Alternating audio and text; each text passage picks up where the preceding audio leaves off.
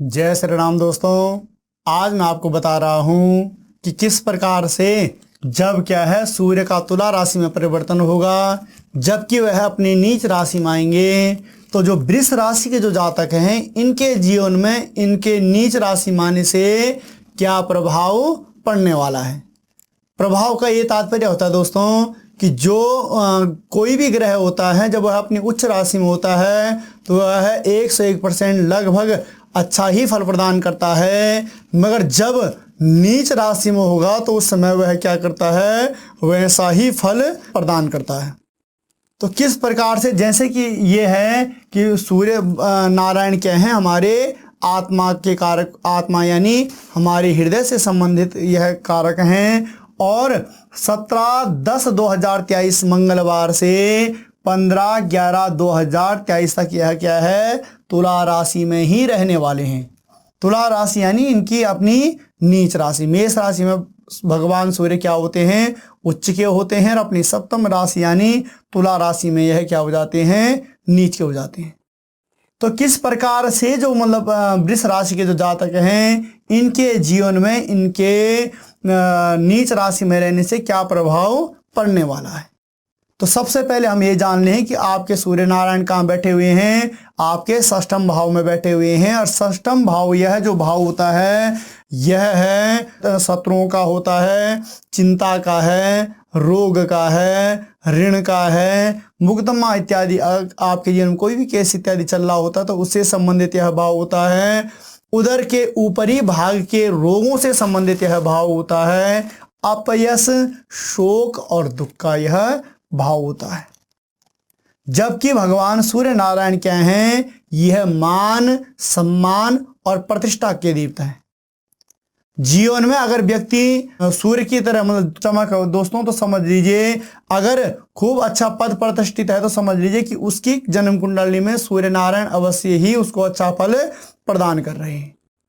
मगर अगर ऐसा जीवन में नहीं है तो समझ लीजिए कि सूर्य कहीं न कहीं ऐसा है कि यह तो किसी दूसरे अच्छे ग्रह को भी पीड़ित कर रहा है, क्योंकि सूर्य एक क्रूर ग्रह है और यह क्या कर देता है, लगभग कई ग्रहों को पीड़ित भी करता है इसकी दृष्टि से। तो जब कई ग्रहों को पीड़ित करता है तो जो वह ग्रह में फल भी देना चाहे वह भी फिर उसमें भी क्या आ जाती है, न्यूनता आ जाती है, क्योंकि सूर्य के प्रकाश से हर एक चीज़ें क्या हो जाती हैं, धुंधली पड़ जाती हैं, धूमिल पड़ जाती हैं। सूर्य के आगे सारे ग्रह धूमिल पड़ जाते हैं दोस्तों। तो ये मान लीजिए कि जब यह आपके छठे भाव में हो तो छठे भाव मतलब विशेष रूप से यह भाव इन चीज़ों का भी है कि जब इन भावों में कोई भी दुष्ट क्रूर ग्रह बैठा हुआ हो तो वह अच्छा माना जाता है। और सूर्य नारायण भी क्या आते हैं, क्रूर ग्रह के ही श्रेणी में आते हैं, मगर इस समय यह क्या है, अपनी नीच राशि में बैठे हुए। तो नीच राशि में बैठे हुए हैं तो उसमें क्या है कि जो आपके शत्रु चिंता इत्यादि है, रोग ऋण इत्यादि का है, मुकदमे इत्यादि का है, तो उससे संबंधित तो यह आपको सफलता प्रदान करेगा। मगर अगर रही बात तो ऋण से संबंधित और रोग से संबंधित यह वृद्धि आपके जीवन में कर सकता है। तो अगर इन चीज़ों से संबंधित यह वृद्धि कर सकता है तो थोड़ा सा आपको क्या करना है कि इन चीज़ों के प्रति आपको सजग रहना है। सजग कैसे आप रहोगे, रोग यानी कि आपने अपने खान पान इत्यादि में कोई भी ऐसा मतलब चीज़ न हो कि जिससे आपको कोई जघन्य बीमारी लग जाए।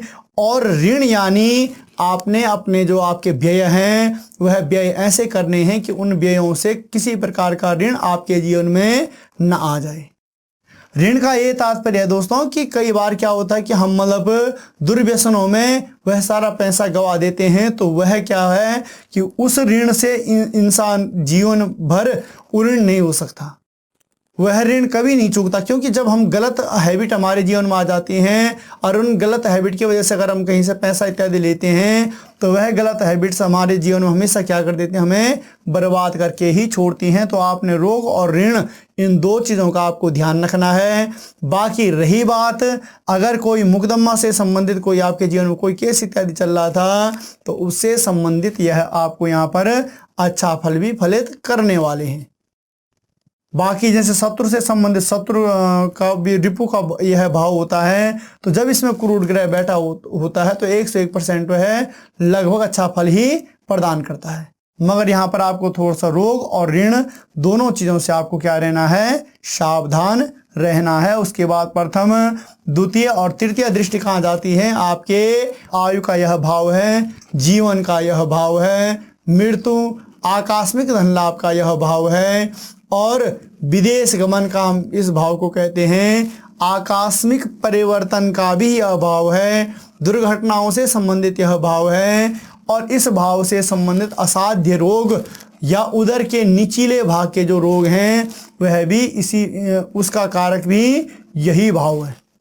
तो जब ये समझ लीजिए कि कभी हमारे जीवन में ऐसे कोई चीज़ें होने शुरू हो गई हैं, यानी कि कोई असाध्य रोग आपके जीवन में लग गया, उधर से निचले भाग में कोई दिक्कतें आपके जीवन में आने बैठ गई, तो समझ लीजिए कि आपका अष्टम भाव क्या है, यहाँ पर पीड़ित हो रहा है। यानी अष्टम भाव में कोई न कोई ऐसा ग्रह या बैठा हुआ है हमारी कुंडली में, ये गोचर ग्रह गोचर में कोई ऐसा ग्रह बैठा हुआ है जो हमारे क्या करे, अष्टम भाव को पीड़ित कर रहा है। और जब सूर्य की यहाँ पर दृष्टि पड़ती है तो ये मान लीजिए कि सूर्य की यहाँ पर दृष्टि पड़ने का ये तात्पर्य है कि यह आकस्मिक धन लाभ के योग तो बनाएगा, आकस्मिक परिवर्तन के योग तो यह बनाएगा, मगर इन चीज़ों में भी यह क्या करेगा, वृद्धि अवश्य करेगा।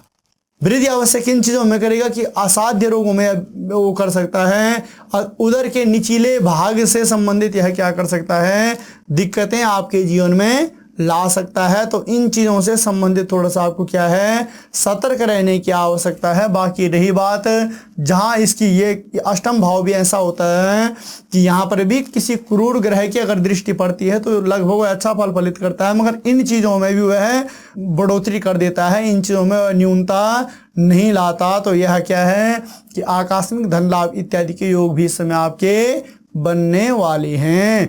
उसके बाद चतुर्थ और पंचम दृष्टि कहाँ पड़ रही है, पिता के भाव में पड़ रही है। पिता का यह भाव होता है, राज्य का होता है, कर्म कारोबार का होता है, अधिकार का होता है, राजयोग पद प्रतिष्ठा का यह भाव होता है, प्रभुता का यह भाव होता है। आत्मा, जैसे मैंने आपको कह दिया कि सूर्य कारक भी किसके हैं, आत्मा के कारक हैं। आत्मा यानी पिता का वो भी दे सकते हैं हम कि पिता भी आत्मा कारक ही होते हैं। जब सूर्य की यहाँ पर दृष्टि पड़ रही हो और वह भी पंचम दृष्टि पड़ रही हो तो ये समझ लीजिए कि यह पिता के घर को इस समय पीड़ित कर सकता है। और पिता के घर को पीड़ित करने का ये तात्पर्य है कि इन चीज़ों में से संबंधित इस समय कुछ न्यूनता आपके जीवन में आ सकती है। न्यूनता यानी कि जैसे पिता से संबंधित जो धन आपके जीवन में था, अधिकार से संबंधित जो धन आपके जीवन में है, या पद प्रतिष्ठा से संबंधित जो आपका यह समय है, यह कुछ खास नहीं रहने वाला। और यहाँ पर थोड़ा सा पिता के स्वास्थ्य को लेकर भी आपको थोड़ा सा क्या रहना है, सजग रहना है। अगर आप ऐसा करते हो तो उसके बाद क्या होता है कि मतलब थोड़ा बहुत जो यह फल मैंने आपको बताया कि अधिकार से संबंधित या पद प्रतिष्ठा से संबंधित, इनमें क्या रहेगी, कुछ न्यूनता ही बनी रहेगी। उसके बाद सूर्य नारायण की सप्तम दृष्टि कहाँ पड़ रही है, आपके व्यय भाव में, व्यय घर में आपके सूर्य की दृष्टि पड़ रही है। तो व्यय भाव में सूर्य की दृष्टि पड़ने का तात्पर्य है कि यह भाव क्या है, विदेश गमन का भी है और व्यय का भी है। और साथ ही साथ यह क्या है, अस्पताल में कोई जघन्य बीमारी हमारे जीवन में ऐसी लग जाती है कि जो हमें अस्पताल इत्यादि में भर्ती करवा देती है, तो उसका भी यह भाव है। तो व्यय की रही बात, तो खर्चा तो आपका इस समय अच्छा खासा होने वाला है। यानी कि वृष राशि के जातकों को थोड़ा सा क्या करना है, इस समय अपने खर्चे पे थोड़ा सा नियंत्रण रखना है। और दोस्तों यह क्या है, सुख और हानि का भाव भी है। सुख और हानि, सुख का ये तात्पर्य होता है कि जब हमारे जीवन में कभी भी कोई खर्चा होता है, अगर बच्चे की एजुकेशन से संबंधित है या किसी के स्वास्थ्य लाभ से संबंधित है, उसको स्वास्थ्य का लाभ उसे प्राप्त हो जाए, कोई दिक्कतें जीवन में चल रही थी, हमने डॉक्टरी इलाज इत्यादि करा, उससे वह अच्छा हो गया, तो वह भी क्या है, वह हमें सुख की ही अनुभूति कराता है। मगर कई बार क्या होता है दोस्तों कि जीवन में कोई असाध्य बीमारी हमारे जीवन में लग गई थी, काफ़ी समय तक हॉस्पिटल में झेलते रहे, उसके बाद अंत में मृत्यु को भी प्राप्त हुए, तो वह क्या है, वह धन हमें हमेशा क्या करवाता है, हानि करवाता है। ऐसा व्यय हमारे जीवन में हमेशा क्या करता है, दिक्कतें खड़ी कर देता है। तो आपको क्या करना है कि, और उसके बाद यह विदेश गमन का भी भाव है, तो विदेश गमन करने से भी अगर आपका ऐसा कुछ योग बनना है, काफ़ी समय से आप सोच रहे थे दोस्तों विदेश गमन के बारे में, तो इस समय आप उसके लिए प्रयास कर सकते हो। अगर उसमें आपका व्यय होता है तो उस व्यय से अवश्य ही आपको धन लाभ भी प्राप्त होगा। उसके बाद अष्टम और नवम दृष्टि सूर्य की कहाँ पड़ रही है, आपके धन भाव पे पड़ रही है। और धन भाव पे जब सूर्य की दृष्टि पड़ रही है और नीच के सूर्य की दृष्टि पड़ रही है, तो धन धान्य से संबंधित यह भाव है, संपत्ति से संबंधित है, कुटुंब से संबंधित है।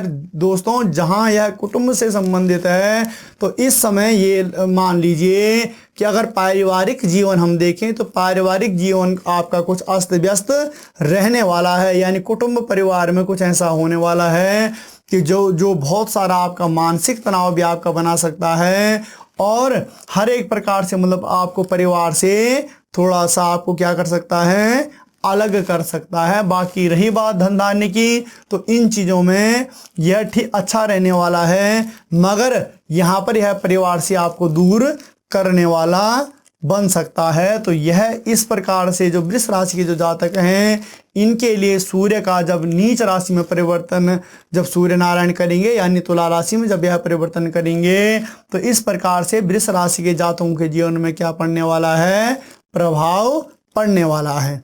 और प्रभाव का ये तात्पर्य होता है कि जिन चीज़ों में वृद्धि मैंने बताया, जिन चीज़ों के लिए अच्छा बताया दोस्तों, वहाँ तो यह अच्छा ही करेगा, मगर जिन चीज़ों के लिए मैंने थोड़ा आपको सतर्क किया है, इन चीज़ों में आपको सतर्क रहने की भी आवश्यकता है। और सबसे बढ़िया बात मैं आपको इस समय यह बताता हूँ कि यह इन चीज़ों में अगर आप चाहते हो, जिन चीज़ों के लिए मैंने थोड़ा आपको सतर्क किया, अगर आप चाहते हो कि आपके जीवन में यह इस प्रकार के मतलब जो ऋण इत्यादि का जो है, ये रोग इत्यादि का है, जो स्वास्थ्य से संबंधित जो चीज़ें हैं, अगर ऐसा कुछ न हो तो आपको क्या करना है, कार्तिक महात्म्य की का पाठ करना है पूरा, जब तक कि क्या है 17/10/2023 से 15/11/2023 तक, जब तक पूरा आपका कार्तिक मास मतलब सूर्य का मतलब जब क्या है, सूर्य जब तुला राशि में है, तब तक आपको पूरे महीने आपको क्या करना है, कार्तिक महात्म्य का पाठ करना है, तुलसी का पूजन इत्यादि करना है।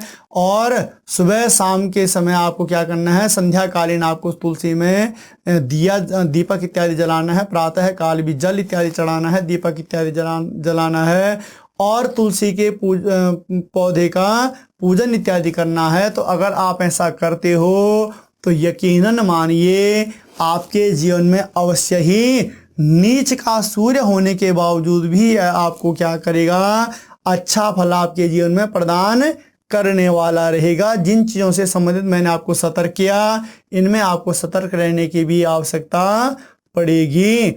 और दोस्तों आपको हमारा यह वीडियो कैसे लगा, आप इसे लाइक भी करें, शेयर भी करें और कमेंट अवश्य करें। मिलते हैं पुनः एक नए वीडियो में, तब तक के लिए जय श्री राम।